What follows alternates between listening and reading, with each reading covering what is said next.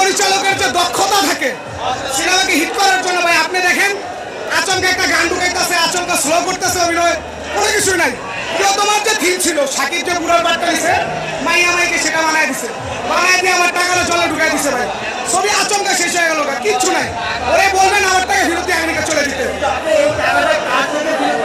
হিমেল আশরাফ, অবশ্যই হিমেল আশরাফ আশার অত্যন্ত একজন প্রযোজক, সে তো টাকা ইনভেস্ট করছে। হিমেল আশরাফ যে বলছে যে এই সিনেমা যদি হিট না আমেরিকা চলে যায়, ওরা চলে যেতে বলবে, যে বারবার কান্দাকান্দি আধা ঘন্টা খালি চোখের পানি চোখের পানি। ভাই মানুষ হাসে, একজন মেগাস্টারকে নিয়ে এমন সিনেমা বানায় যে সিনেমা মনে করেন দর্শক বিভক্ত। শাকিব খানটা দেখবে, শাকিব খান যতদিন বাঁচবে বাংলার লাস্ট মেগাস্টার, তার সিনেমা শাকিব খানটা দেখবে। কিন্তু তার তো আরো অনেক দর্শক প্রয়োজন, শেষ বয়সে এসা, সেটা শাকিব খান ভুল করতেছে হিমেল আশরাফ কতটা। আপনি চিন্তা করেন বাংলাদেশ ফিল্ম ইন্ডাস্ট্রিতে আপনি যদি উপমাস দেখেন, সালার বড় বড় বাজেটের ছবি টিজার ট্রেলার আসে, তাদের কনফিডেন্স থাকে, এই কনফিডেন্স একদম লোয়া, সেই জন্য ট্রেলার টিজার দেন।